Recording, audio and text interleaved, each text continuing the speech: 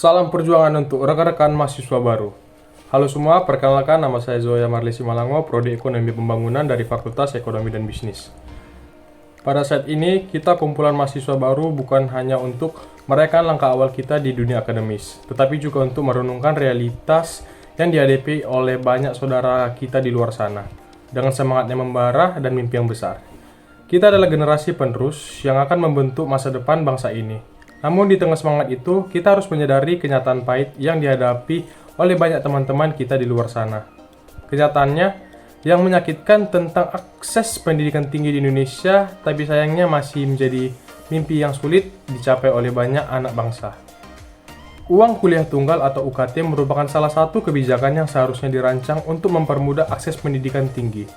Dengan prinsip keadilan sosial, UKT diharapkan dapat meringankan beban biaya kuliah sesuai dengan kemampuan ekonomi keluarga. Namun sayangnya, realitas di lapangan menunjukkan bahwa kebijakan ini masih menyisakan banyak masalah yang berdampak luas pada berbagai aspek kehidupan mahasiswa dan masyarakat. Pertama-tama, kita lihat dari sisi ekonomi. Tingginya UKT membawa dampak langsung pada beban finansial yang harus ditanggung oleh mahasiswa dan keluarganya. Di banyak daerah, terutama di wilayah-wilayah yang pendapatan per kapitanya rendah, UKT yang tinggi menjadi hambatan besar bagi calon mahasiswa untuk melanjutkan pendidikan ke jenjang yang lebih tinggi. Banyak keluarga yang harus menjual harta benda, berutang, atau mengorbankan kebutuhan pokok lainnya demi membiayai pendidikan anak mereka. Hal ini menciptakan tekanan ekonomi yang luar biasa, yang tidak hanya dirasakan oleh individu, tetapi juga oleh keluarga dan masyarakat secara keseluruhan. Lebih parahnya lagi, banyak mahasiswa yang terpaksa bekerja paruh waktu untuk membiayai kuliahnya sendiri. Mereka harus membagi waktu antara belajar dan bekerja, yang seringkali mengorbankan kualitas akademik mereka.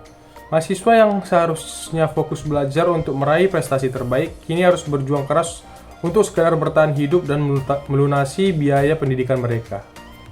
Dampak ekonomi ini juga berimbas pada aspek sosial. Dengan UKT yang tinggi, kita melihat adanya kesenjangan yang semakin lebar antara mereka yang mampu dan yang kurang mampu. Hanya mereka yang berasal dari keluarga berada yang bisa dengan mudah mengakses pendidikan tinggi. Sementara mereka yang berasal dari keluarga kurang mampu seringkali harus mengubur mimpi-mimpi mereka. Hal ini menciptakan ketidakadilan sosial yang semakin terasa di tengah-tengah masyarakat kita. Kesetaraan ini tidak hanya merugikan individu, tetapi juga merugikan negara secara keseluruhan. Sebagai bangsa yang sedang berkembang, Indonesia membutuhkan sumber daya manusia yang terdidik dan berkualitas.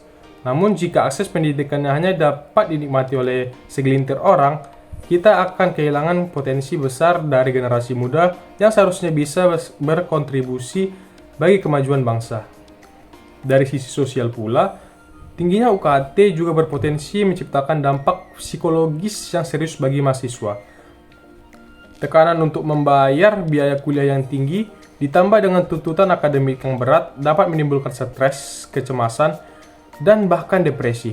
Mahasiswa yang seharusnya menikmati masa-masa kuliah sebagai waktu untuk belajar dan berkembang, kini harus menghadapi berbagai tekanan yang merusak kesehatan mental mereka.